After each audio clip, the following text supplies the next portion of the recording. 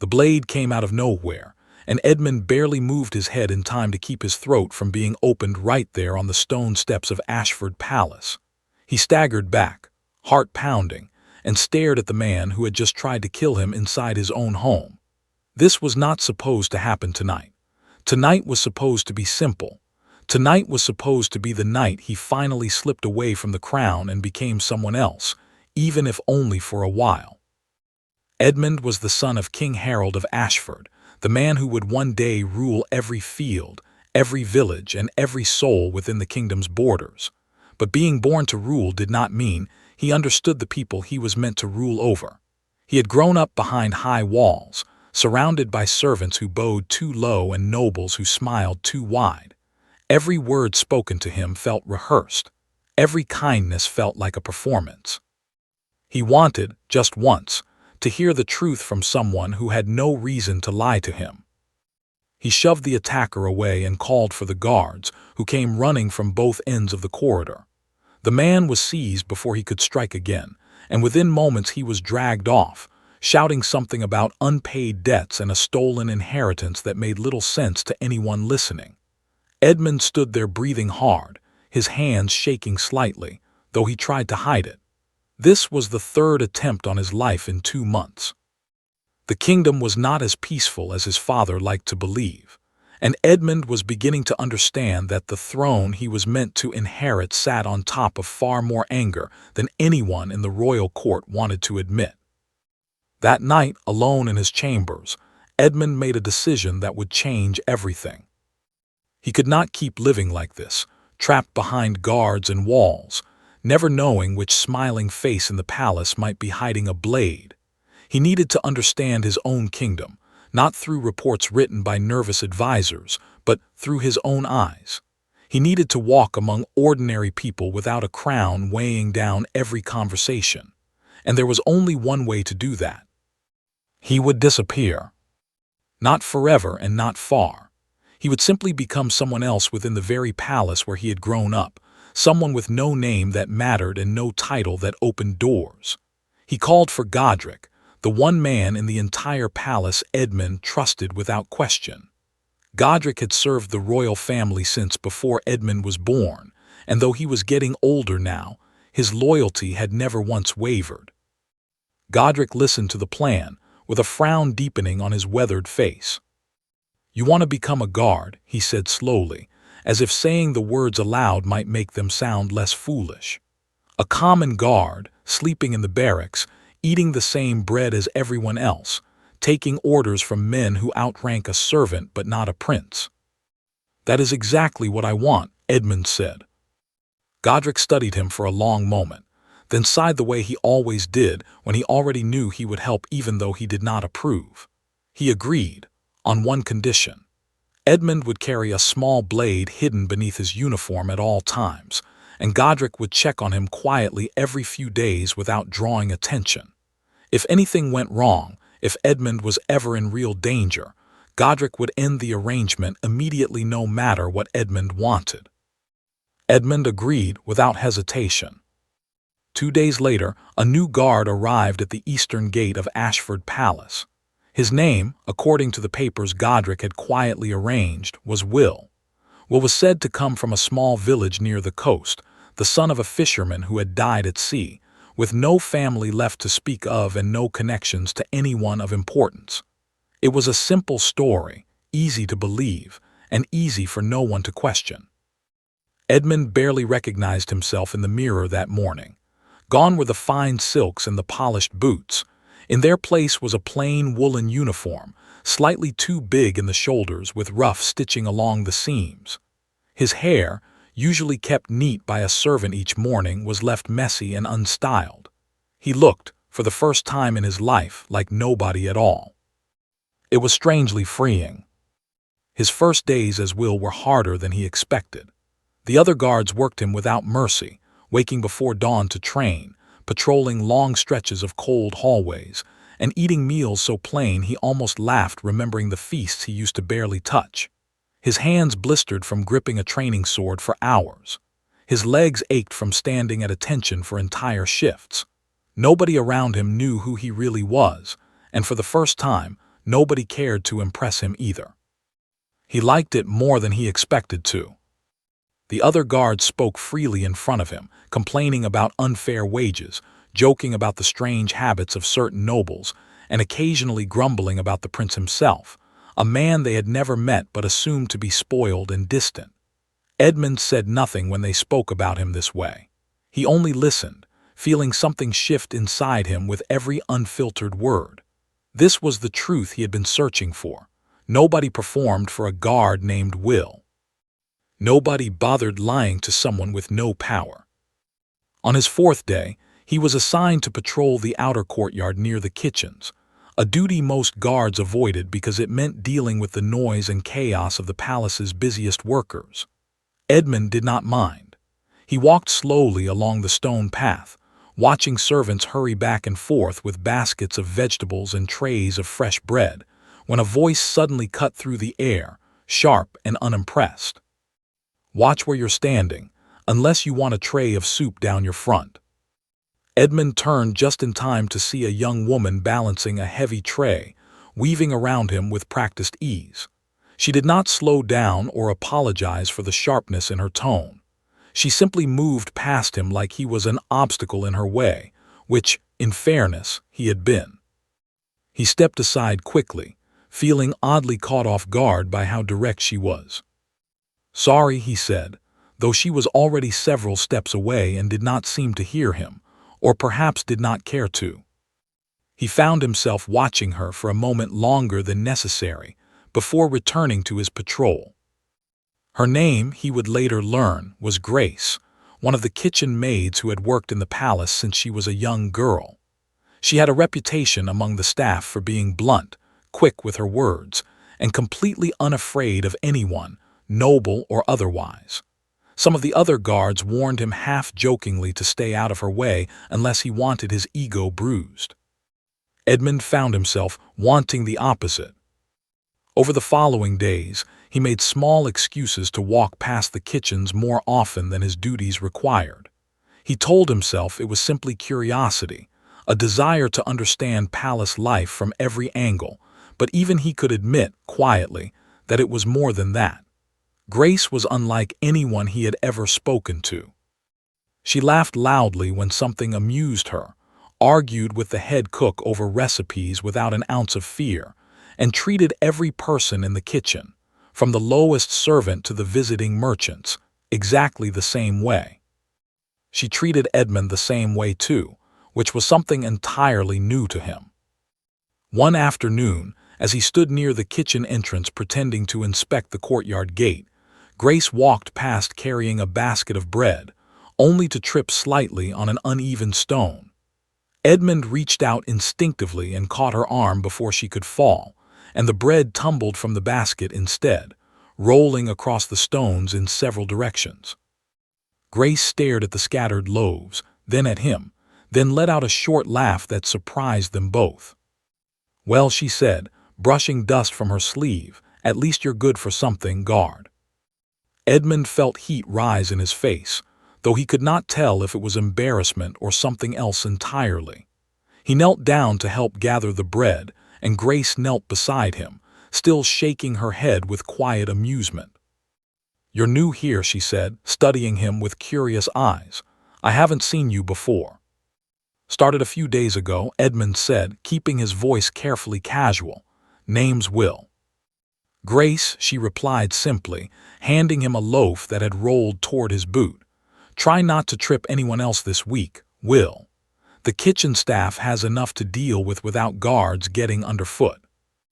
"I'll do my best," he said, and meant it more than he expected to. As she walked away, basket balanced once again on her hip, Edmund remained kneeling there for a moment longer than necessary, watching her disappear through the kitchen doorway. Something about the encounter stayed with him for the rest of the day, replaying in his mind during patrol, during meals, and even as he lay awake that night in the crowded guard barracks, listening to the soft snoring of the men around him. He told himself it meant nothing.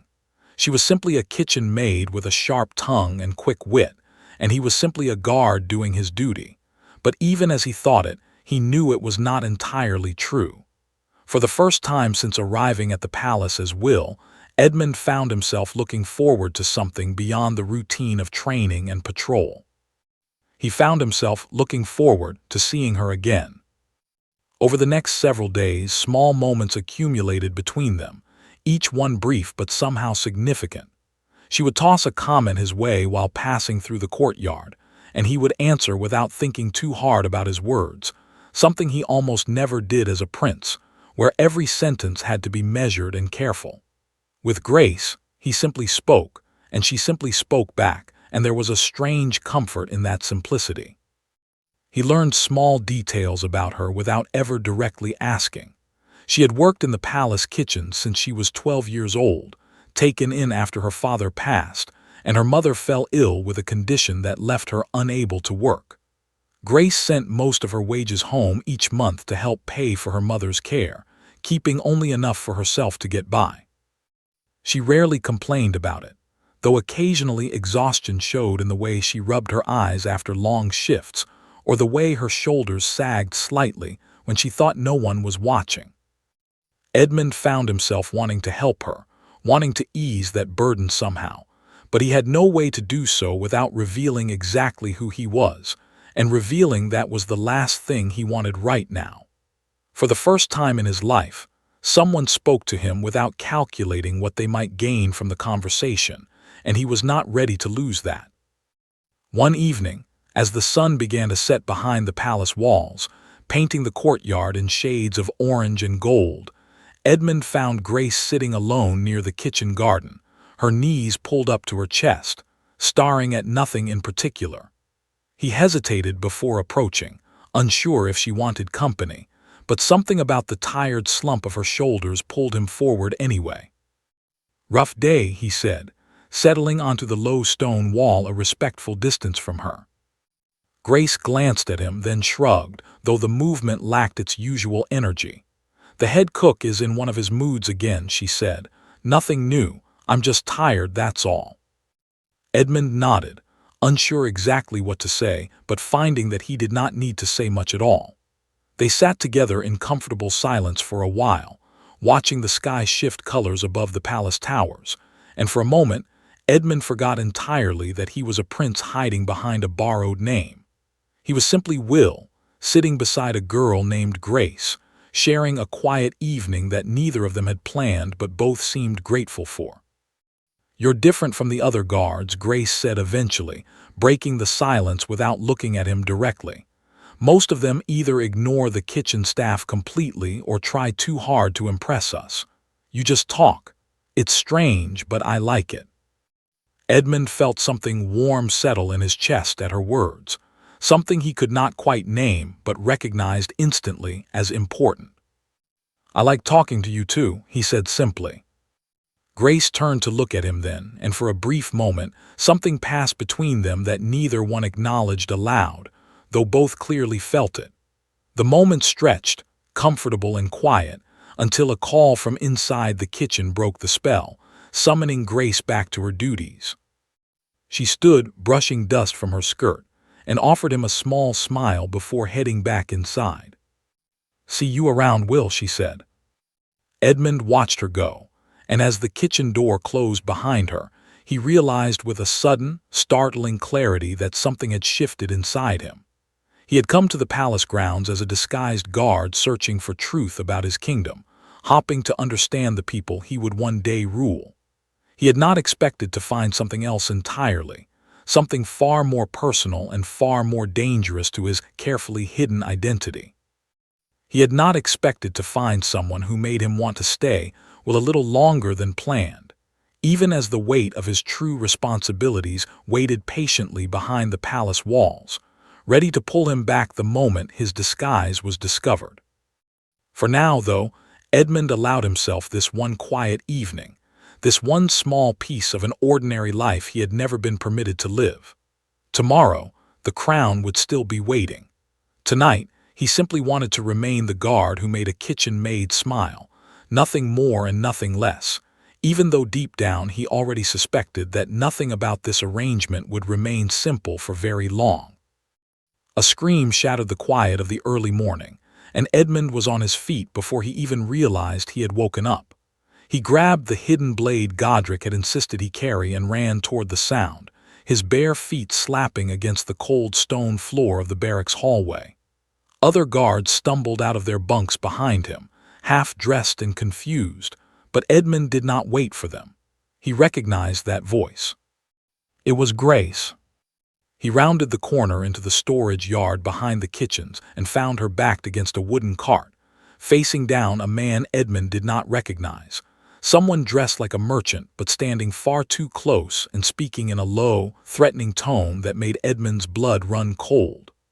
The man had one hand gripping Grace's wrist, and she was pulling against it with obvious panic, though she was trying hard not to show it. "Let go of her," Edmund said, stepping forward with a calm authority that surprised even himself. The merchant turned, sizing Edmund up with a sneer. "This isn't your business, guard. This girl owes a debt to my employer, and I intend to collect it one way or another." Edmund did not know what debt the man was talking about, and in that moment he did not care. He stepped between Grace and the stranger, positioning his body so the man would have to go through him to reach her again.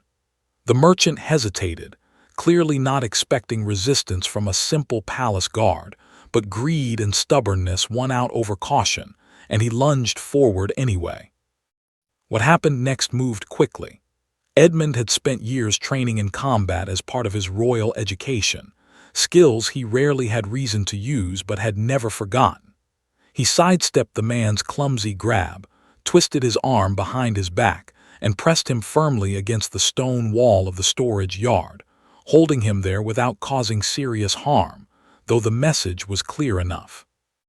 By then the other guards had arrived, quickly taking the stranger into custody while he shouted protests about money owed and promises broken. Edmund let them handle it, turning instead to Grace, who stood shaking slightly, her arms wrapped around herself. "Are you hurt?" he asked, his voice softer now, stripped of the authority he had used moments before.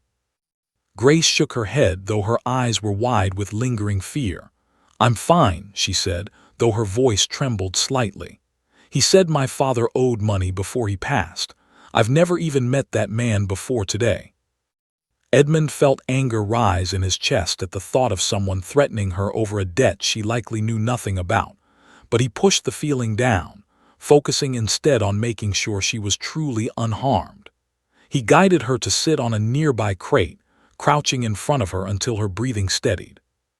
"You don't have to worry about him anymore," Edmund said firmly. "The guards will handle it properly. Whatever he claimed, threatening someone in the palace grounds is a serious offense." "How do you know so much about what's serious and what isn't?" Grace asked, studying him with narrowed eyes, some of her usual sharpness returning now that the danger had passed. "You fight like you've had real training, not just barracks drills." Edmund hesitated, caught off guard by how observant she was. "My father believed everyone should know how to defend themselves," he said carefully, which was not entirely a lie, though it left out considerably more than it revealed. Grace studied him a moment longer, clearly unconvinced but too shaken to press the matter further. Instead, she simply nodded, offering him a small, grateful smile that made something tighten pleasantly in his chest. "Thank you, Will," she said quietly. "I mean it." Edmund walked her back into the kitchen himself, staying close until he was certain the head cook and other staff would keep an eye on her for the rest of the morning. As he finally returned to his own duties, his mind kept circling back to the strange encounter and the debt the merchant had mentioned. He made a mental note to ask Godric quietly about it later, though he was careful not to make his interest too obvious. Anything that traced back to the royal family investigating a kitchen maid's private affairs would raise questions he was not yet ready to answer. Over the following weeks, the bond between Edmund and Grace deepened in ways neither of them fully acknowledged aloud, though both clearly felt the shift. He found reasons to walk past the kitchens more often, and she found reasons to linger near the courtyard longer than her duties strictly required.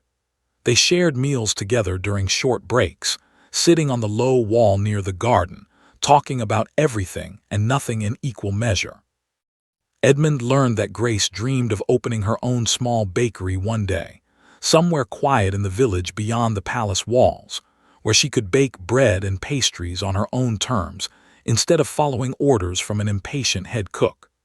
She spoke about it with a kind of quiet longing that told him she had thought about this dream for years, carefully tucking it away because circumstances never seemed to allow it to become real. "I used to bring my mother little cakes when I was younger," she told him one afternoon, sitting beside him in the shade of an old oak tree that grew near the kitchen garden. "Before she got sick. She always said I had a gift for it, better than half the cooks working in the palace kitchens now." "Then you should open that bakery," Edmund said simply. Grace laughed softly, though there was little humor in the sound. "It's not that easy, Will. Bakeries cost money I don't have, and my mother needs care that costs even more. Dreams are nice, but they don't pay for medicine." Edmund wanted desperately to tell her that money would never be an obstacle, that he could solve this problem for her with barely a thought, but doing so would mean revealing everything, and he was not ready to risk what they had built together. Instead, he simply listened, offering quiet encouragement whenever she needed it, and found himself thinking more and more about how he might help her without giving away his identity entirely. He learned about her mother, too, a woman named Alina who had once worked as a seamstress in the village before an illness left her too weak to continue. Grace visited her every chance she got, though her palace duties left little free time, and she always returned from these visits quieter than usual, carrying a weight Edmund wished he could lift from her shoulders. One evening, after finishing a particularly long shift, Edmund found Grace sitting alone near the garden wall again, her knees drawn up just as they had been the first time he approached her weeks earlier. This time, though, there were tears on her cheeks that she quickly wiped away as he approached. "What's wrong?" he asked gently, sitting beside her without hesitation. "My mother had a bad night," Grace said, her voice unsteady. "The physician says her condition is getting worse, not better. I don't know how much longer she has, and I can't even be there with her most days because I need this job to pay for the care she needs. It feels impossible." Edmund felt his chest tighten painfully at the sight of her pain, and for the first time since arriving at the palace as Will, he seriously considered breaking his disguise entirely, revealing everything if it meant he could ease her suffering even slightly. But he held back, unsure how she would react to such a revelation, especially now, in a moment of such raw vulnerability. Instead, he reached over and took her hand, offering the only comfort he could give as Will, a simple guard with no power beyond his own presence and steady support. "I'm here," he said quietly. "Whatever you need, I'll help however I can." Grace squeezed his hand back, and for a long moment they sat together in silence beneath the darkening sky, two people from vastly different worlds finding unexpected comfort in each other's company. Edmund made a quiet promise to himself that night, one he intended to keep no matter what obstacles stood in his way. He would find a way to help her, even if it meant bending the rules of his disguise just slightly, carefully, without revealing the full truth just yet. The next morning, Edmund approached Godric privately, requesting information about physicians in the village who specialized in illnesses like the one affecting Grace's mother. He arranged, through careful and indirect means, for additional support to reach Alina's care, funneled through channels that would never trace back to the crown or reveal his true identity. It was a small thing, perhaps, but it eased a portion of the burden weighing on Grace's shoulders, even though she never knew where the sudden improvement in her mother's care truly came from. As weeks turned into a couple of months, Edmund found himself living a strange double life, spending his days as Will the guard, forming a bond with Grace that felt more real and more meaningful than anything he had experienced within the walls of the royal court, while quietly managing kingdom matters behind the scenes whenever Godric brought him urgent news that required his attention as prince. It was a delicate balance, and one that grew harder to maintain with each passing day, especially as his feelings for Grace deepened beyond what he had ever anticipated when he first devised this disguise. He found himself thinking about her constantly, not just during their time together but throughout his patrols, during meals, and late at night as he lay awake in the crowded barracks, staring at the ceiling and wondering how much longer he could keep the truth hidden from someone who had become so important to him. He knew, somewhere in the back of his mind, that this arrangement could not last forever. Eventually, his father's health, his duties as prince, or simply the passage of time would force him to reveal who he truly was. But for now, Edmund allowed himself to remain a little longer, treasuring each quiet evening spent beside Grace beneath the old oak tree, each shared laugh, and each moment of genuine connection that felt entirely separate from the crown waiting patiently behind the palace walls. He did not yet know how complicated things would become, or how quickly the fragile world he had built as Will was about to unravel around him. But for now, in this quiet stretch of stolen time, Edmund was simply happy, and that happiness, however temporary it might prove to be, felt more valuable than anything his royal birth had ever given him. Smoke poured out from beneath the kitchen storeroom door, thick and black, and the alarm bell rang out across the palace grounds before Edmund had even finished lacing his boots. He burst out of the barracks alongside a dozen other guards, all sprinting toward the source of the commotion, and his stomach dropped the instant he realized which building was burning. The kitchen storeroom stood attached to the main kitchen, where Grace worked every single day. Edmund pushed past the other guards, ignoring their shouts to wait for proper instruction, and forced his way toward the growing crowd gathered near the storeroom entrance. Thick smoke billowed from the doorway, and frightened kitchen staff stumbled out coughing, faces streaked with soot, while others screamed that someone was still trapped inside. "Who?" Edmund demanded, grabbing the nearest servant by the shoulders. "Grace," the young man gasped between coughs. "She went back in for the ledger books, said the head cook would have her wages docked if the records burned." Edmund did not hesitate for even a second. He tore a strip of cloth from his uniform sleeve, soaked it quickly in a nearby water barrel, and pressed it against his mouth and nose before charging directly into the smoke-filled storeroom, ignoring the shouts of guards behind him warning him to wait for proper equipment. The heat inside was immediate and overwhelming, and visibility dropped to almost nothing within seconds. Edmund crouched low, remembering vaguely from childhood lessons that smoke rose and cleaner air lingered near the ground, and he called out Grace's name as loudly as he could through the wet cloth covering his face. A weak cough answered him from somewhere, near the back corner of the room. He crawled toward the sound, feeling his way past overturned shelves and fallen crates, until his hand finally brushed against fabric, and he found Grace curled against the wall, one arm shielding her face, coughing violently, a stack of ledger books clutched uselessly against her chest. "We need to go now," Edmund shouted over the growing roar of the flames spreading through dry wooden shelving nearby. "The books," Grace tried to protest, but her voice was weak and raspy from the smoke filling her lungs. "Leave them," Edmund said firmly, pulling the books from her grip and tossing them aside without a second thought. "Nothing in this room matters more than you." He wrapped one arm firmly around her waist, half carrying and half dragging her toward the doorway, staying low to avoid the thickest smoke gathering near the ceiling. The heat intensified with every step, and somewhere behind them, a wooden support beam cracked loudly and crashed down, sending sparks scattering across the floor they had just crossed moments earlier. They burst out through the doorway together, collapsing onto the cool stone of the courtyard as fresh air filled their lungs. Other guards rushed forward immediately, pulling them further away from the burning building, while others organized a bucket line to fight the spreading flames before they could reach the main kitchen and threaten the rest of the palace. Grace coughed violently for several minutes, her body shaking, but she was alive and breathing, and that was all that mattered to Edmund in that moment.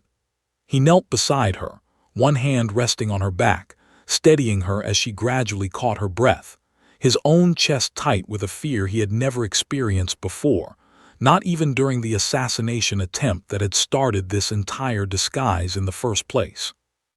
"You could have died," he said, his voice rough with emotion he made no effort to hide. "Over ledger books, Grace. You could have died over ledger books." Grace looked up at him, her face streaked with soot and tears from the smoke, and something in her expression shifted as she studied him closely. "The way you moved in there," she said quietly, still catching her breath. "The way you carried me out without hesitation. That wasn't the training of a common guard, Will. I've seen soldiers who move with less confidence than you did just now."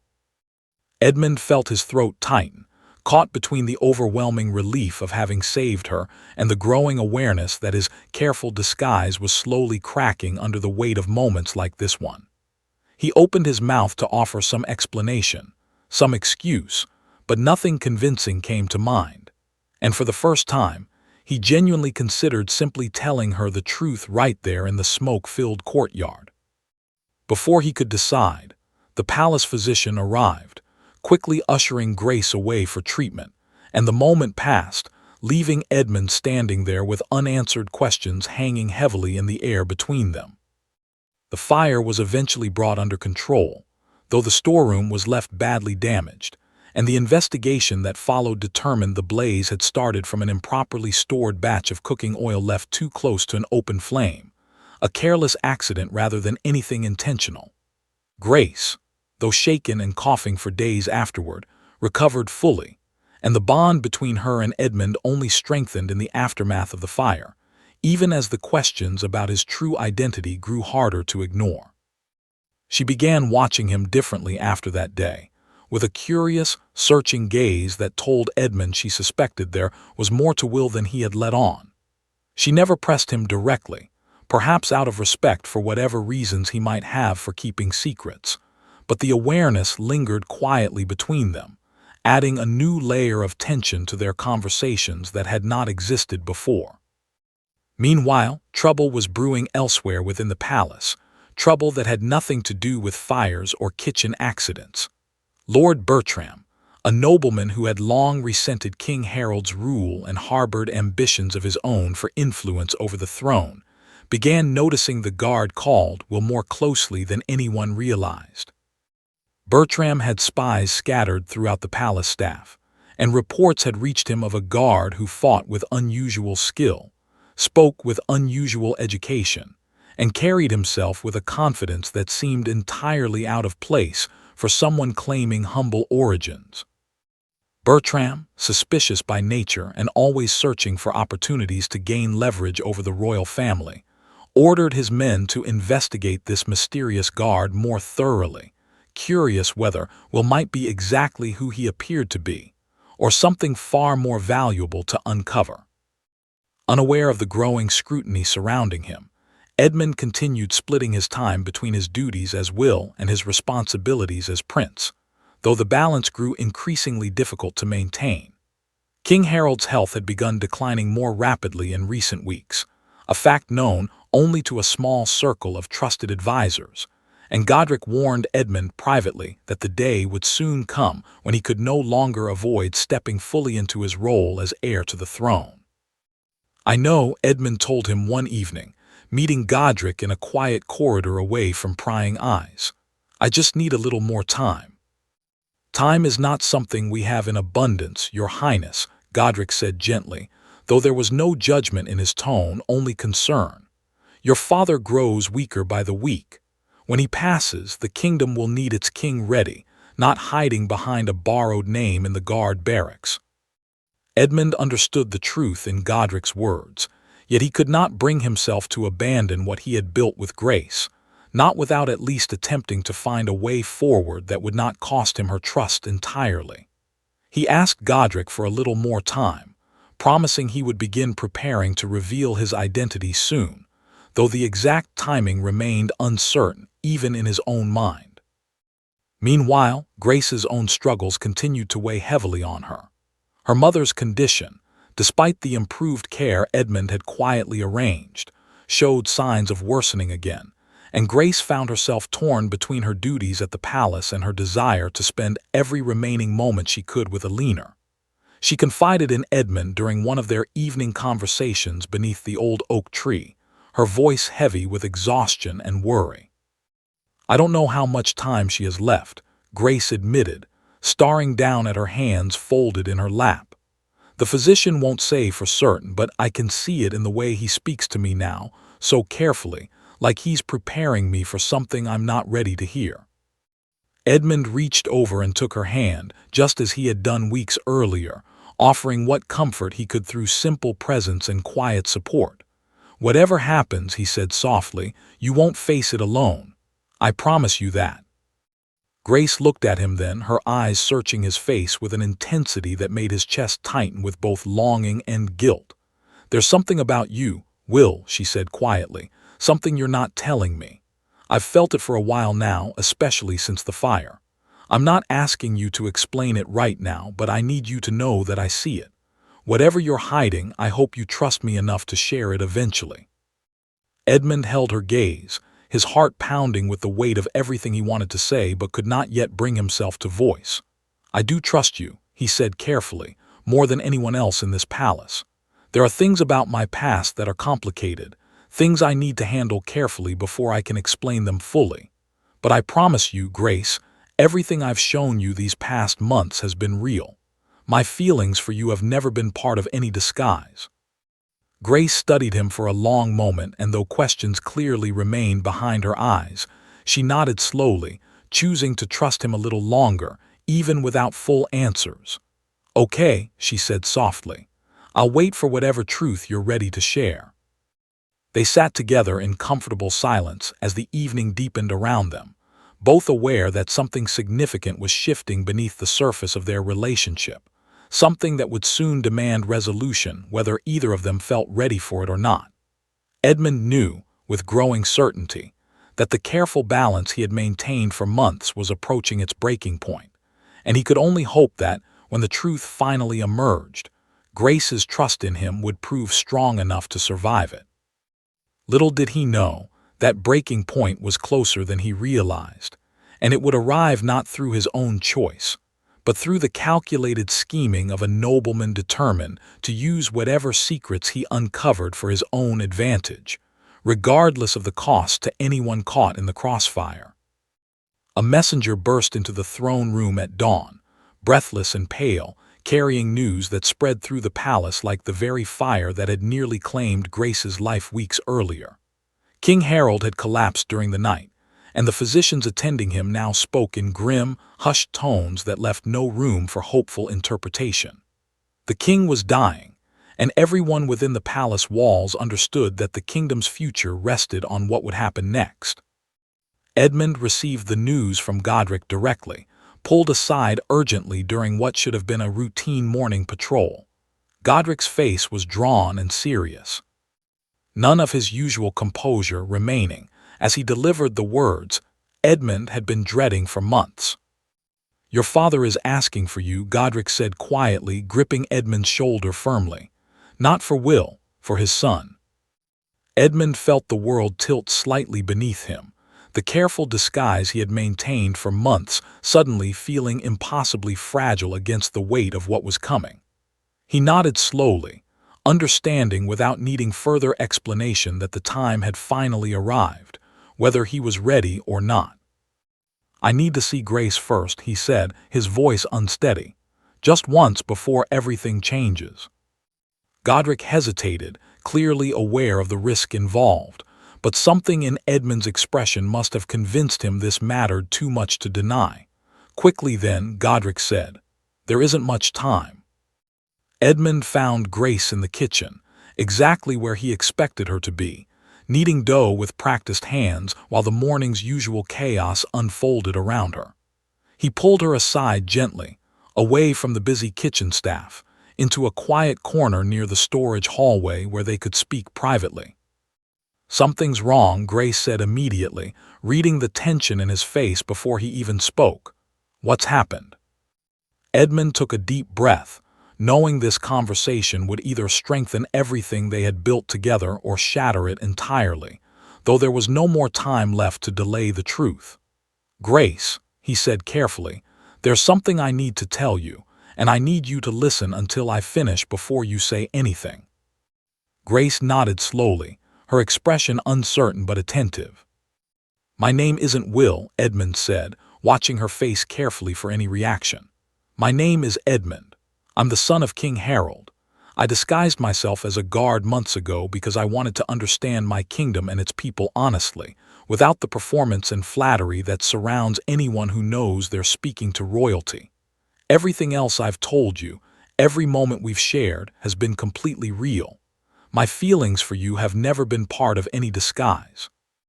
Grace stared at him in stunned silence, her expression shifting rapidly through confusion, disbelief, and something that looked dangerously close to hurt. "Months," she finally said, her voice barely above a whisper. "You've let me believe you were someone else for months." "I know how this looks," Edmund said quickly, but Grace held up a hand, cutting him off. "Do you?" she asked, her voice sharpening with a mixture of anger and betrayal. "Do you understand what it feels like to learn that someone you trusted, someone you cared about, has been lying to you this entire time? Every conversation, every moment beneath that tree, was any of it real? Or was I simply an experiment for a bored prince playing dress-up among the common people?" "It was real," Edmund insisted, desperation creeping into his voice. "Every single moment was real, Grace. I never meant to hurt you. I was going to tell you eventually, I swear it, but my father is dying, and everything is happening faster than I expected." Before Grace could respond, urgent voices echoed from further down the hallway, and moments later, several palace guards appeared, their expressions tense and alert. "Your Highness," the lead guard said, addressing Edmund directly with a formal bow that made Grace's eyes widen further. "Your father is asking for you immediately. There isn't much time remaining." Edmund looked back at Grace, torn between the duty calling him toward his dying father and the desperate need to fix what had just broken between them, but there was no time left for both. "I have to go," he said helplessly. "Please, Grace, we'll talk when I return, I promise you that."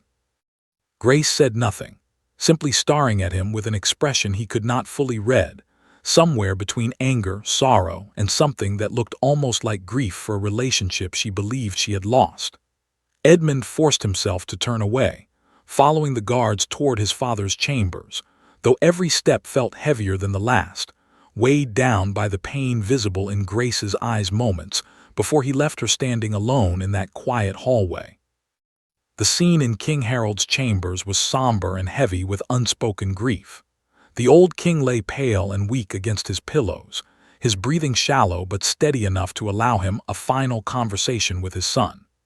Edmund knelt beside the bed, taking his father's frail hand in his own, feeling the full weight of responsibility settling onto his shoulders in a way he had never fully experienced before.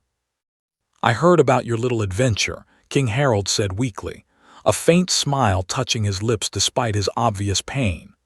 "Godric told me everything, some weeks ago.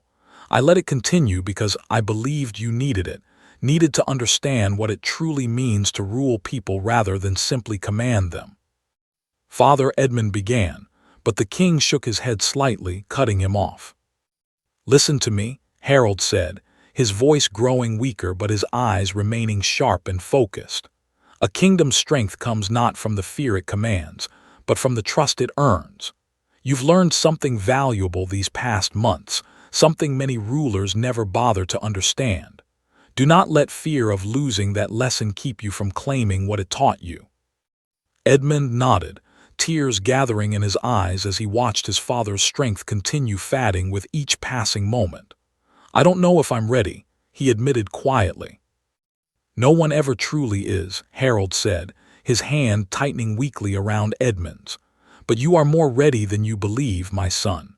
Trust yourself, and trust the people who have shown you their honest hearts these past months. That trust will serve you far better than any crown ever could." Those were among the last coherent words King Harold spoke. He passed peacefully several hours later, surrounded by his closest advisors and his son, and the kingdom of Ashford entered a period of mourning that would soon give way to the preparations necessary for Edmund's coronation. In the days that followed, Edmund found himself consumed entirely by the demands of his new position, meetings with advisors, arrangements for his father's funeral, and the countless details required to prepare a kingdom for the transition of power. He barely had a moment to himself, let alone the opportunity to seek out Grace and properly explain everything that had happened, though she remained constantly on his mind, despite the overwhelming responsibilities pulling him in every direction. Meanwhile, word of the guard named Will's true identity spread quickly through the palace once Edmund's coronation was formally announced, and the kitchen staff buzzed with shocked disbelief as they realized the humble guard who had worked among them for months was actually their future king. Grace endured the whispers and stunned looks from her fellow workers with quiet dignity, though the hurt of Edmund's deception remained sharp and unresolved beneath the surface. Lord Bertram, who had been quietly investigating Will's suspicious background for weeks, was among the first to piece together the truth once official announcements began circulating, though he had suspected something along these lines even before the confirmation arrived. Rather than reacting with the loyal respect expected of a nobleman toward his future king, Bertram saw only opportunity in the revelation, particularly regarding the humble kitchen maid the new king had apparently formed an attachment to during his time in disguise. He approached Grace directly one afternoon, finding her alone near the palace gardens during a rare quiet moment away from her kitchen duties. "Grace, is it?" Bertram said smoothly, his tone carrying false warmth that immediately put Grace on guard. "I imagine this has all been rather overwhelming for someone in your position." "I don't believe we've been introduced," Grace replied carefully, unsure of this nobleman's intentions but sensing nothing good behind his practiced smile.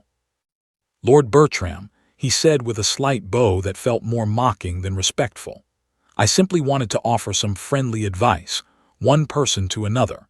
Kings often form attachments during periods of youthful rebellion, attachments that rarely survive the weight of royal responsibility once reality sets in. I would hate to see someone as clearly talented as yourself hurt further by placing too much hope in something unlikely to last." Grace felt anger flare within her at his condescending tone, but beneath that anger, a seed of doubt took root as well, feeding on the hurt and uncertainty already lingering from Edmund's deception. "Is there a point to this conversation?" she asked coolly. "Merely a suggestion," Bertram said, his smile widening slightly. "Perhaps it would be wiser to distance yourself now, before the inevitable disappointment arrives. Rather than clinging to hope for a future that palace politics will almost certainly prevent from ever becoming reality.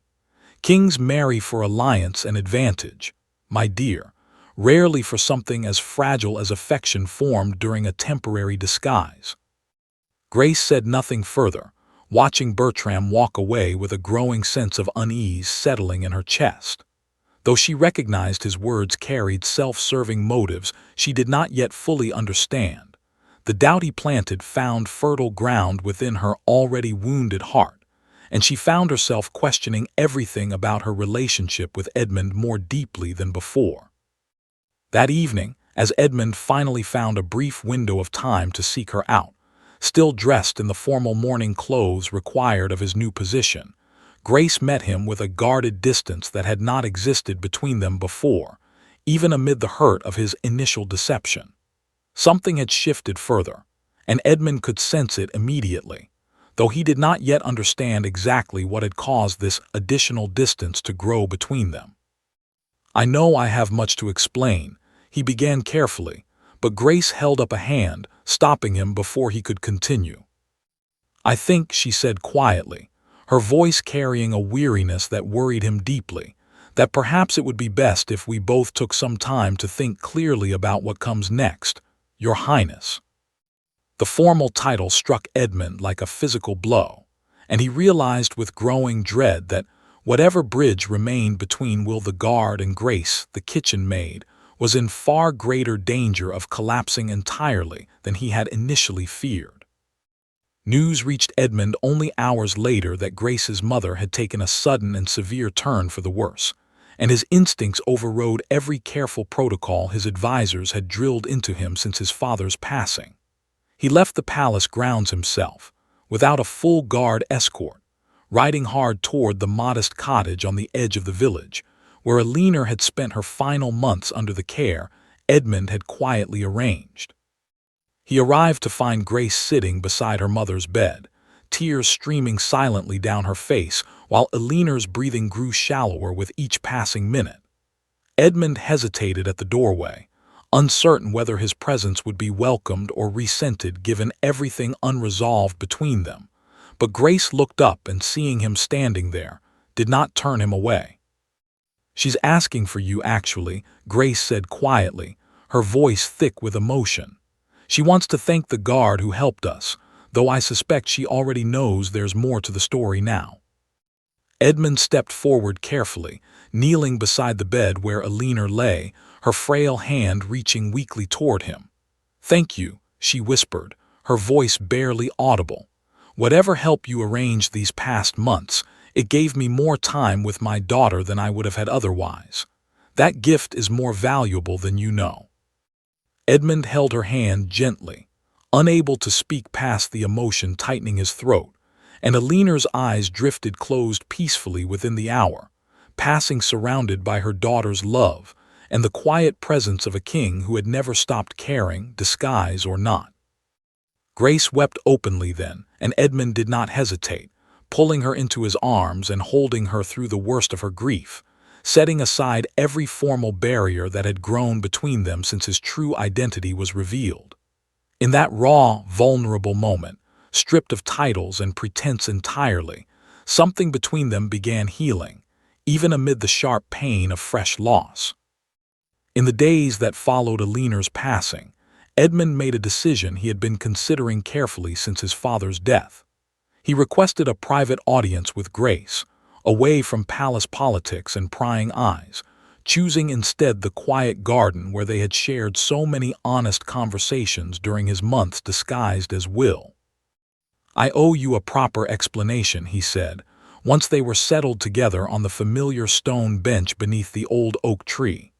"Not excuses, just the truth, all of it, without anything held back this time."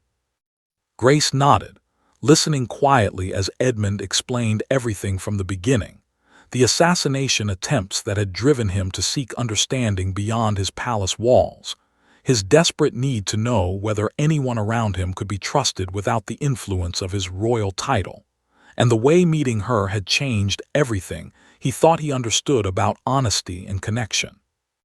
"I never disguised my feelings for you," Edmund said firmly, holding her gaze steadily. "Everything I felt, every conversation, every moment we shared, all of it was real. I disguised my name and my title, but never who I actually am as a person. That part of me, the part that fell in love with your honesty and your strength, was never a performance." Grace was quiet for a long moment, processing everything he had said before finally responding. "Lord Bertram approached me," she admitted. "He suggested that kings marry for advantage rather than genuine affection, that whatever we shared would inevitably fade beneath the weight of your new responsibilities. I won't pretend his words didn't plant doubt, especially coming so soon after learning about your deception."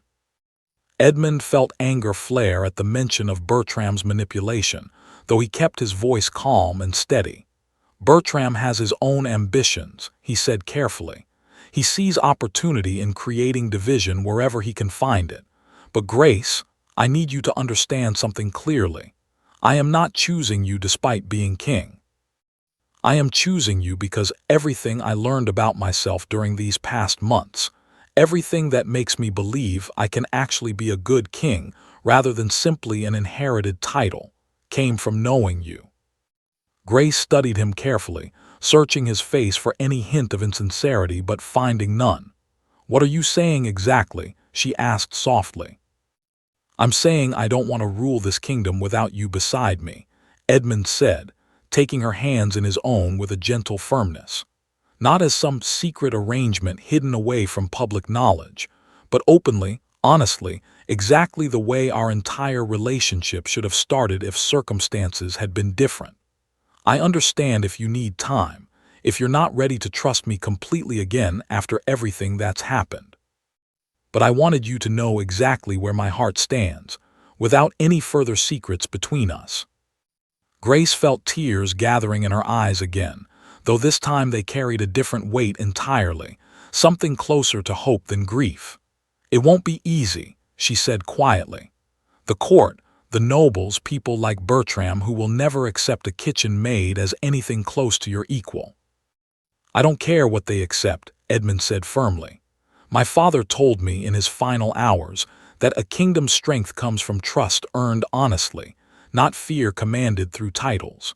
You taught me that lesson more than anyone else in my entire life. I refuse to abandon that truth now simply because it would be easier or more convenient for people like Bertram. Grace laughed softly through her remaining tears, some of the old spark returning to her eyes for the first time since Edmund's true identity had been revealed. You really haven't changed at all, she said, shaking her head slightly. Still the same stubborn guard who tripped over bread baskets and refused to let go of things he believed in. I've changed plenty, Edmund said with a small smile of his own, but not in the ways that matter most, apparently. Grace considered his words for a long moment, weighing everything that had happened between them against everything she knew, deep down, to be genuinely true about the man sitting beside her. Slowly, deliberately, she nodded, her decision settling firmly into place. I want to try, she said finally. Not because you're king, and honestly, sometimes despite it, but because everything real between us, everything that started when you were just a clumsy guard named Will, that part was worth fighting for, regardless of crowns or titles or anyone else's opinion about what's proper. Edmund felt relief and joy flood through him in equal measure, and he pulled Grace gently into his arms, holding her close beneath the old oak tree that had witnessed so much of their story unfold. Whatever challenges lay ahead, whatever opposition Bertram and others like him might attempt to raise, Edmund felt certain, for the first time since his father's passing, that he could face them all with Grace standing steadily beside him. The formal announcement came weeks later, delivered during Edmund's coronation ceremony before the assembled nobility and common people of Ashford alike. Standing tall and confident upon the very throne his father had once occupied, King Edmund addressed his kingdom not merely as a ruler claiming his inherited position, but as someone determined to lead differently than those who came before him. I spent months among you, disguised as a common guard, he told the gathered crowd, his voice carrying clearly across the throne room. I did this because I wanted to understand my kingdom honestly, without the distortion that titles and flattery often create between rulers and their people. What I found during those months changed me more than any lesson taught within these palace walls ever could. I found hardworking people facing real struggles with dignity and strength. And I found someone whose honesty and courage taught me more about true leadership than any advisor ever managed to convey. He turned then, extending his hand toward Grace, who stood nearby dressed simply but confidently, having chosen not to hide behind elaborate finery that did not reflect who she truly was. She stepped forward, taking his hand before the assembled crowd, and though murmurs rippled through certain sections of the noble audience, plenty of others, particularly among the common people gathered to witness the coronation, erupted into genuine cheers of approval. Lord Bertram stood silently among the nobles, his expression carefully neutral despite the obvious displeasure simmering beneath the surface, recognizing that his earlier attempts at manipulation had ultimately failed to achieve their intended purpose. Whatever schemes he might consider pursuing in the future, he understood clearly now that this particular attempt to divide the new king from someone who had earned genuine trust and affection had come to nothing. In the months that followed, King Edmund and Grace built a partnership that surprised many throughout the kingdom, blending genuine affection with practical wisdom that benefited Ashford in ways few had anticipated.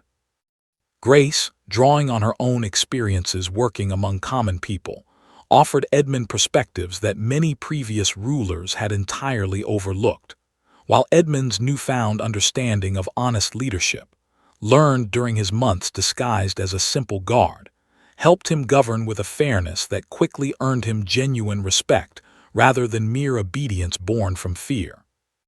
Grace eventually opened the small bakery she had dreamed about for so long, though now it operated within the village near the palace rather than requiring her to leave entirely, allowing her to pursue her passion while remaining close to the king who had become her closest companion and eventual husband. The bakery became something of a local legend itself, not merely for the quality of its bread and pastries, but for the story behind its owner, a former kitchen maid who had captured the heart of a king through nothing more than genuine honesty and quiet strength. Years later, when people throughout Ashford spoke of their king and queen, they rarely emphasized titles or royal bloodlines. Instead, they told the story of a prince who disguised himself as a poor palace guard, seeking truth among his people, and found something far more valuable than he ever expected: a genuine connection with a woman whose honesty and strength changed the course of an entire kingdom for the better. Their story became a reminder, passed down through generations, that true leadership grows not from commanding fear or demanding blind loyalty, but from genuine understanding, earned trust, and the courage to choose truth even when disguise might have proven easier. And though palace life continued to bring its share of challenges and complications in the years that followed, King Edmund and Queen Grace faced each one together, grounded always in the honest foundation they had built during those quiet months when he was simply a clumsy guard named Will, and she was simply the sharp-tongued kitchen maid who had, without ever intending to, stolen the heart of a future king.